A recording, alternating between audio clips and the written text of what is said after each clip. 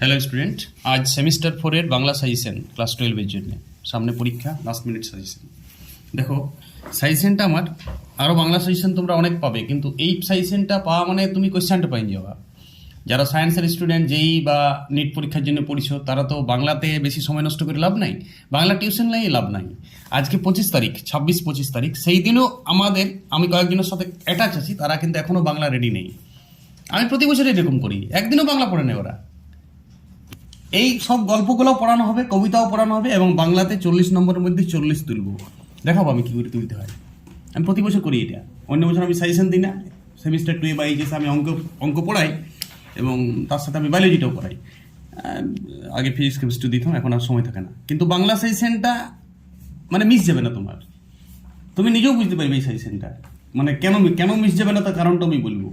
তো তোমরা সবাই একদম কোয়েশ্চেন প্যাটার্ন অনুযায়ী 40 নম্বরের যে বাংলা কোয়েশ্চেন, সেটা দেখো। হারুন সালেমের মাসি গল্পটা পড়বে। আরেকটা গল্প কি আছে যেন, বইটা একটা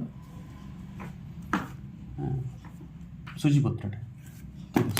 এই হলুদ পড়া যেটা আছে সেটা পুরোপুরি বাদ দিয়ে দিবে টোটাল। যারা সায়েন্স নিয়ে পড়ছে, আমার সাহিত্যে জ্ঞান বাড়ায় কোনো লাভ নেই। হারুন সালেমের মাসি আমি অ্যাটেম্প করবো, ওখান থেকে কোয়েশ্চেন গ্যারেন্টি পড়বে, ওখান থেকে সব কোয়েশ্চেন করবো, ওখান থেকে এ বিষয় নতুন গল্প এটা পরে আমি ওখান থেকে ভালো করে রিডিং স্কিল বাড়াবো।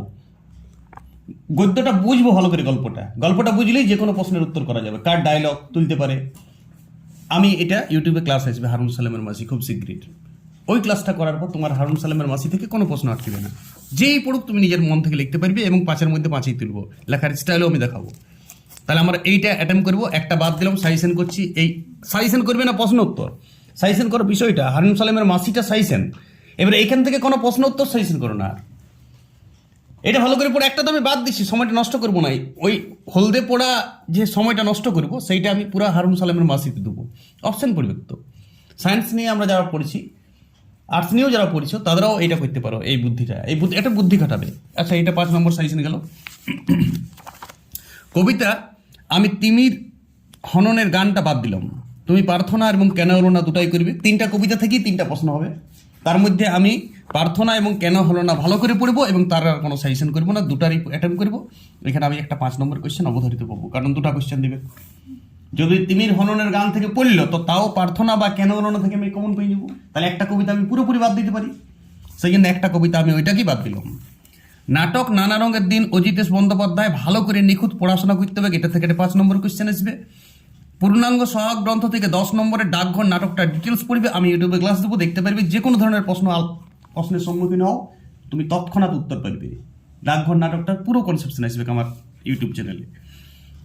বাংলা সাহিত্য সংস্কৃতি, সব থেকে বড় কথা এইটাই আমরা সাজেশন চাইছি অ্যাকচুয়ালি। এইটা কি পড়বে শোনো, এইটা আমি লাস্ট 7 বছর ধরে সাজেশন করেছি, কোনো বছর মিস যায় না আমার। এটা এই বছরও মিস যাবে না। দেখো, বাংলা সাহিত্য সংস্কৃতির ইতিহাস থেকে 5 নম্বরের যে কোশ্চেনটা, এটাই বাংলা ছাত্রছাত্রীরা ভয় পায় যে এটা কি করব। শোনো, এই বছর ঋত্বিক ঘটক সিনেমা থেকে খুব ইম্পর্টেন্ট, কারণ ঋত্বিক ঘটকের জন্ম শতবর্ষ সাল চলছে 25, 26, 27গুলোতে। 25, 26-এ ঋত্বিক ঘটকের কোশ্চেন খুব ইম্পর্টেন্ট। এমনকি ঋত্বিক ঘটকের আত্মজীবনীও পড়তে পারে। আত্মজীবনী, বায়োগ্রাফিতেও কোশ্চেনটা আসতে পারে। সেই জন্য ঋত্বিক ঘটক থেকে কোশ্চেন আমি অবধারিত করব। হালকা সত্যজিৎ রায় দেখে যাব। এবারে যেটা যেটা ছবি আঁকা, পটচিত্র, এইসব, সেখান থেকে আমি অবনীন্দ্রনাথ আর গগনেন্দ্রনাথ ঠাকুর, দুটোই ইম্পর্টেন্ট। একটা যে কোনো পড়বে, দুটোই আমি করে যাবো। তাহলে আমি 3টা করছি, ঋত্বিক ঘটক, অবনীন্দ্রনাথ ঠাকুর আর গগনেন্দ্রনাথ ঠাকুর। একটা তো কোশ্চেন করতে হবে। তুমি যদি অবনীন্দ্রনাথ আর গগনেন্দ্রনাথ করো, দুটার মধ্যে একটা তো কমন গ্যারান্টি পাবে। আর এখানে ঋত্বিক ঘটক 99% চান্স ঋত্বিক ঘটক দেওয়ার।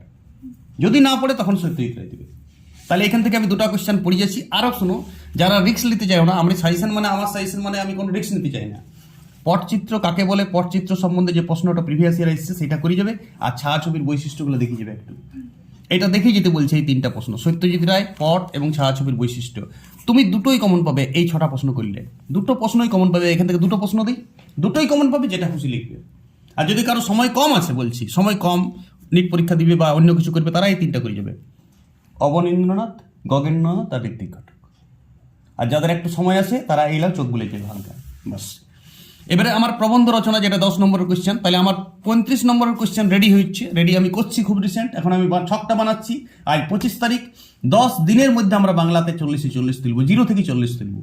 এই মুহূর্তে বাংলা একটু হয়তো কেউ কেউ গদ্য পড়ে রেখেছে, কোনো ছক নাই, কোনো প্রশ্ন উত্তর অ্যাটেম্প হবে না, সব ক্লাস ইউটিউবে দেবো আমি। প্রবন্ধ রচনা এই বছর উত্তম কুমার খুব ইম্পর্টেন্ট, জন্ম শতবর্ষ, মানে যেটাতে আমার তথ্য দেওয়াই থাকে অল্প স্বল্প, তারপর বানায় লিখতে হবে নিজেকে, হালকা হালকা বিভিন্ন জন্ম মৃত্যু সালটা দেওয়া থাকে, সেটা এবার উত্তম কুমার আমি রেডি করবো, সলিল চৌধুরী রেডি করবো, জনসংহত নারায়ণ দেবনাথ বিখ্যাত সুক্তারাগ প্রবন্ধক, নারায়ণ দেবনাথও ইম্পর্টেন্ট বায়োগ্রাফির জন্য, এবং ঋত্বিক ঘটক তো ওইখানে আমি বলেছি। এই 4টার মধ্যে একটা তো শিওর পড়বে এই বিষয়। যদি আনকমন কোনো দিন দিল, হরিদাস কালিদাস আনকমন কিছু দিল, তো আমি এইটা যে উত্তম কুমারটা যেভাবে রেডি করলাম, ওইখানে তো তথ্য সব দিবে জন্ম মৃত্যু নতুন। উত্তম কুমারের যে ভাষা ল্যাঙ্গুয়েজ যে সেটিংটা, সেটা উত্তম কুমার, এবং বিষয়ভিত্তিক যে প্রবন্ধ রচনা এর সাথে অপশন পড়ে বিভিন্ন ধরনের, কোনো সময় শিশু শ্রম, কোনো সময় পরিবেশ, ওগুলো করতে যাবে না, ওগুলোকে আমাকে বেশি লিখতে হয়।